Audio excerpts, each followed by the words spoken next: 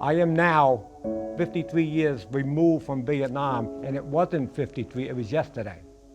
There are times like you can't believe that you're here 53 years later talking about something that you thought that could have happened last week.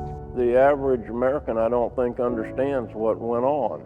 We did things that 18-year-olds, 19-year-olds shouldn't have to do or see. We were categorized as missing in action, presumed killed. That's what my family knew. Missing, presumed dead for 3.5 years. 1st Battalion, 1st Marines, we lost 23 Marines in Corpsmen from 31 January to 4 March. The place smelled like death. Most young people I've encountered don't want to know, they don't care.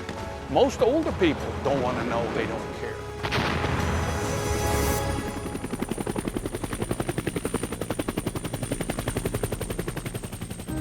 I went to Vietnam with College of the Ozarks with 12 other SEVO students as well as with 12 veterans that we were paired together. And for 2 weeks we toured around the country of Vietnam. We went specifically to where each of those veterans had fought. The unit I served with has a website. At the bottom of the page says, if we aren't willing to tell our story, then we cannot complain when someone else gets it wrong. And to share our experiences with a college student only ensures that the truth will live on for at least one more generation. These veterans took full advantage of us students being 100% bought in to their lives and their stories. And they knew that because we were so invested, we were going to carry on the true story of what the Vietnam War was. Learning about the Vietnam War from the veterans is so important because you can read about it in a book, you can hear someone who didn't experience it talk about it, and it doesn't come to life like it does when they talk about it. You gather with them on their battlefield, where they fought, and they're there. They can see the blood, they can smell the smoke. All of a sudden, freedom is not free is just way too inadequate because you're looking right there of the cost of freedom. You see the action kind of unfolding in their eyes and their facial expressions. Now, they're explaining a story, but what's going on and what they're not telling you about is that they're reliving the story. And history changes at that point. It's not words on a book. It's someone crying in front of you because they've lost friends at that location. And for those veterans, it's their life. It's not history.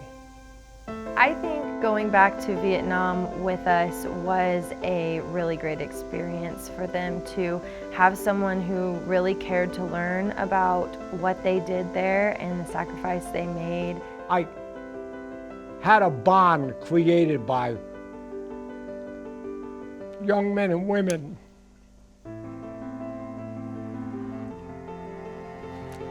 that cared about what I did and cared about hearing about and taking the time to listen to me tell you about those men who can't talk anymore. We were able to share as students in that experience of healing with the veterans, and they were so vulnerable in opening up and giving a piece of themselves to us that maybe for some of them had never shared that story before. I would say that it was the most powerful class, the most powerful experience that I had throughout my college career.